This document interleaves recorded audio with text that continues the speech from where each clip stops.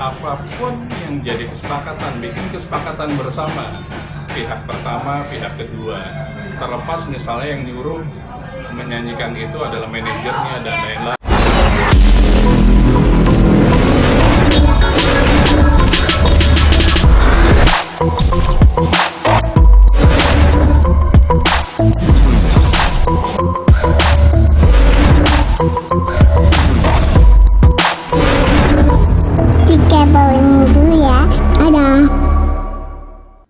Selamat malam, saya Dr. Prima Chandra, saya advokat, pengacara, dan pengajar di Magister Ilmu Hukum Unma Banten terkait dengan sebuah karya cipta, hak cipta, karya ilmiah. Itu adalah sebuah seni, itu adalah sebuah kegiatan kontemplasi, sebuah hal yang dipikirkan, dan itu membutuhkan waktu, menguras energi, menguras tenaga, dan biaya. Makanya di Indonesia sudah meratifikasi yang namanya copyright atau intellectual copyright. Jadi dirjennya pun, Direktorat Jenderalnya pun sudah ada di Kementerian Hukum dan HAM, namanya Dirjen Hak Kekayaan Intelektual. Jadi siapapun boleh mendaftarkan, mau dia penyanyi, mau dia perusahaan, mau merek, dan lain-lain. Itu sudah dipayungi hukum yang namanya Undang-Undang Hak Cipta. Jadi undang-undang yang memang secara hukum menguatkan siapa yang memiliki karya cipta, dan karya cipta itu intangible reward, itu sejatinya harus didaftarkan karena supaya terlindungi, karena kedepannya karya cipta itu akan bisa menjadi sebuah agunan di perbankan. Makanya karya cipta itu kenapa harus dilindungi, karena prosesnya pun panjang gitu. Dan itu ada cuan di situ.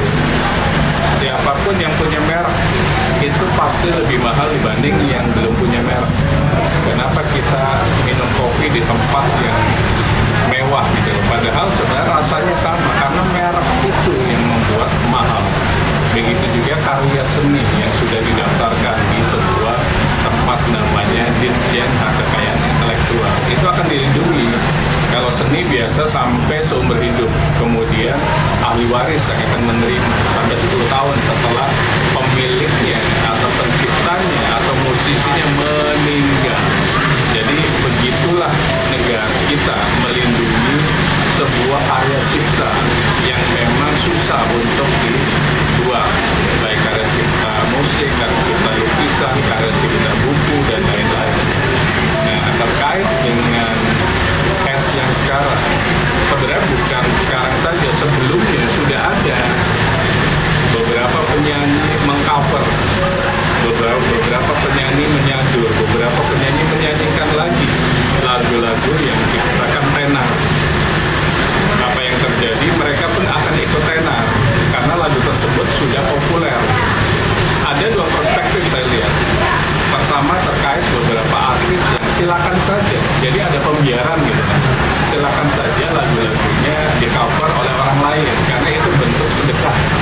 Sedekah itu tidak harus dalam bentuk uang, tapi bisa juga memberikan karya seni untuk dinyanyikan sama orang lain, sehingga orang lain tersebut mendapatkan rezeki, apakah dari monetize, apakah dari TikTok atau YouTube, dan lain-lain.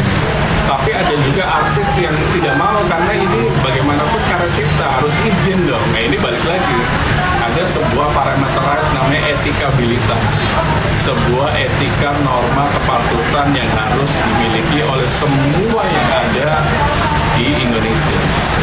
Kemudian konteksnya penyanyi, barang siapa penyanyi yang sandur mengcover lagu-lagu dari orang lain dan itu sudah terdaftar di Dirjen HKI, sepatutnya izin terlebih dahulu. Karena apa? Dia pun menyiptakan ini butuh waktu, tenaga, dan pemikiran.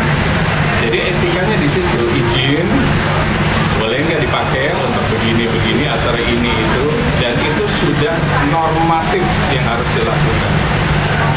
Kemudian ada yang tidak melaporkan. Nah, kalau ketemu dengan artis yang pembiaran, itu alhamdulillah artinya tidak mungkin ada sebuah tuntutan.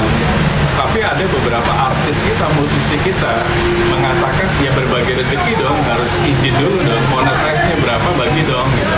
Ya itu kita nggak salahkan karena mereka memiliki hak tersebut sampai ahli waris kalaupun musisi tersebut meninggal, ahli warisnya akan mendapatkan rezeki dari penyadur tersebut atau pengcover tersebut gitu. Itu hal yang wajar gitu. Nah, payung hukum kita itu sudah ada undang-undang hak cipta. Di sana barang siapa yang menyadur, barang siapa yang memplagiat, barang siapa yang plagiarisme akan ada ancaman hukuman penjara dan denda. Memang penjaranya nggak lama, sekitar 4 tahun dan dendanya 1 miliar. Tapi di luar konteks itu semestinya para artis baru, penyanyi, kalau bisa izin dulu, itu etikanya di sana agar tidak ada lagi perdebatan gitu kan.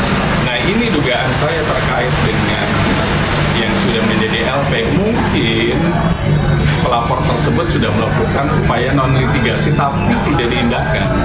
Contoh misalnya sudah menelpon, sudah menghubungi, mengajak bertemu, bahkan sudah melewati jalur pihak lain. Tolong hubungi si A dong, itu kan lagu saya, ketemu dengan saya. Dan mungkin awalnya hanya itu, minta izin tanpa ada embel-embel berbagi rezeki mungkin. Tapi karena sudah dilakukan itu menghindar, disomasi pun menghindar. Nah disomasi ada kalimat if dan else. Bila Anda mengindahkan maka kami akan melakukan upaya hukum, misalnya pidana ataupun perdata. Nah itu kayaknya sudah mentok di situ. Akhirnya si pelapor membuat LP yang menurut beberapa perspektif orang terlalu berlebihan aja juga. Tapi kalau menurut kami sebagai orang hukum hal yang wajar. Karya cipta dimiliki, diciptakan dengan waktu yang panjang, pendalaman, merenung, dan lain-lain. Tiba-tiba tanpa izin dipakai oleh orang lain. Jadi wajar LP tersebut.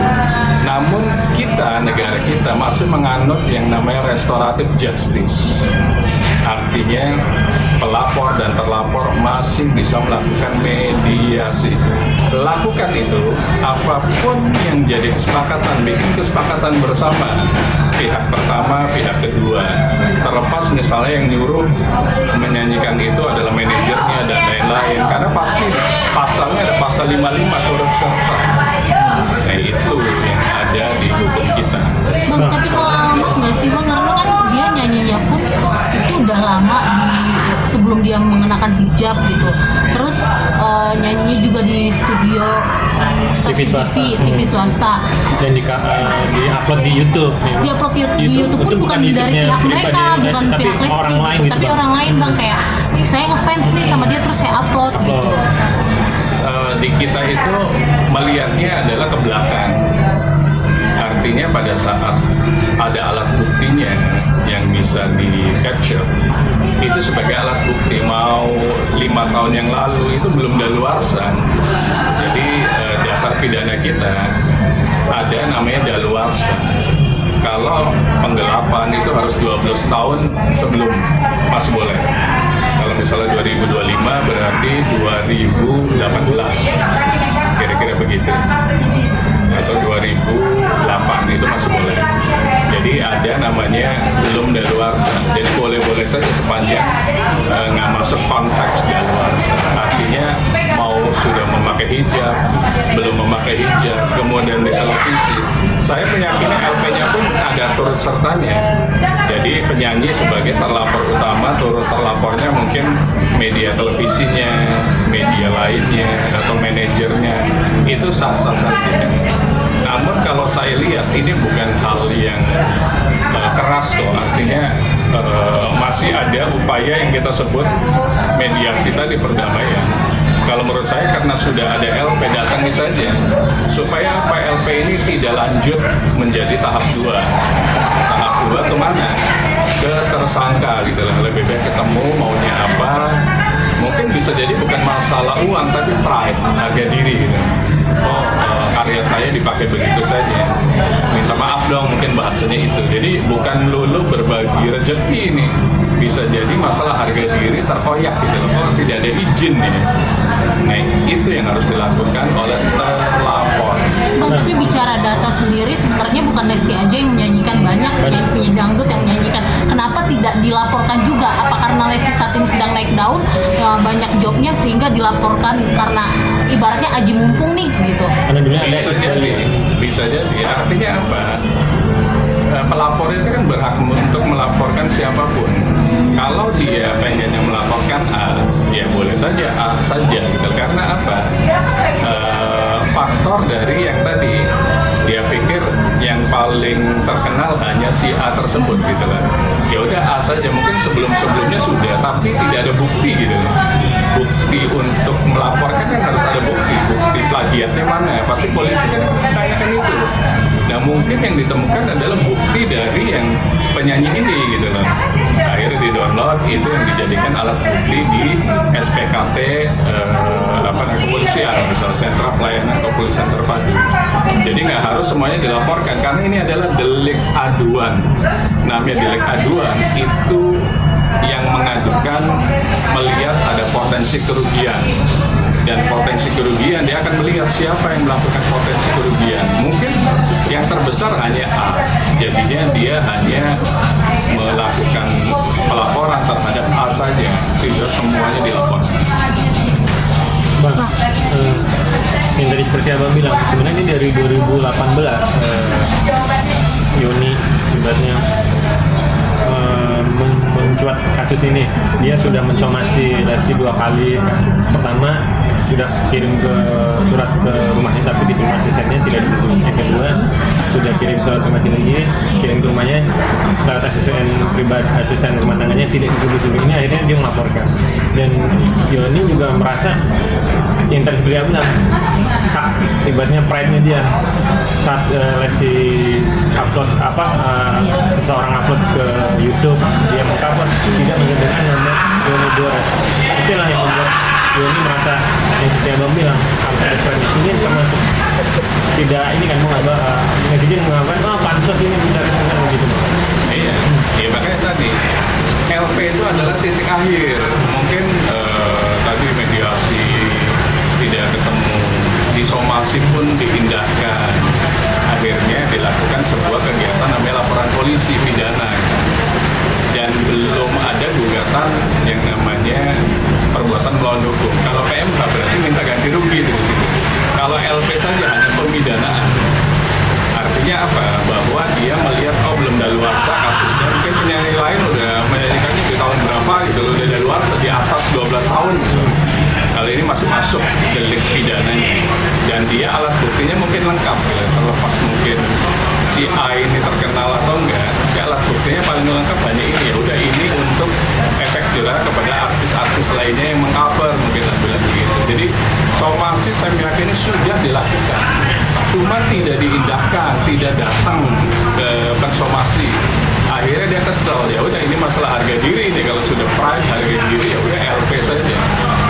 Bang, ya, berarti termasuk untuk pembelajaran untuk musisi dan juga komposer atau pencipta lagu nggak sih dengan adanya hal ini? Sangat, artinya apa? Pertama efek jerah, kemudian lihat lagi kalau menurut saya, cari penyanyi-penyanyi yang melakukan pembiaran saja kalau menurut saya. Kan banyak tuh kayak Rhoma Irama, silakan sedekah saya kok. Dalam bentuk lagu saya dinyanyikan dan mereka dapat rezeki, silakan saja. Saya pun sedekah. Nah itu mungkin dijadikan plot gitu, bahwa penyanyi Rhoma Irama itu boleh di cover karena apa? Tidak perlu izin mungkin. Tapi ada juga penyanyi yang harus izin. Nah, kalau harus izin kan mungkin ribet, jadi lebih baik mungkin yang ini, atau mungkin Ariel Noah mungkin. Itu kan melakukan pembiaran, silakan gitu. Jadi di sisi lain kami harus hormati sebagai praktisi hukum juga untuk menciptakan sebuah lagu, bikin buku. Kami saja bikin buku itu kan didaftarkan ke Dirjen HKI supaya tidak ada orang mengkopi buku kita. Apa bedanya sama penyanyi mencipta musik, mencipta lagu, dia pun sudah didaftarkan, tiba-tiba ada orang yang tanpa izin. Akhirnya apa yang terjadi? Di telepon, di somasi nggak datang. LP itu adalah jalan terakhir. Damai saja. Saya meyakini sebenarnya ini tujuannya adalah untuk bertemu antara pelapor dan terlapor. Kemudian mereka melakukan upaya namanya restoratif justice sehingga LP itu bisa segera dicabut. ramai juga boykot lagu Nyanyi Dores.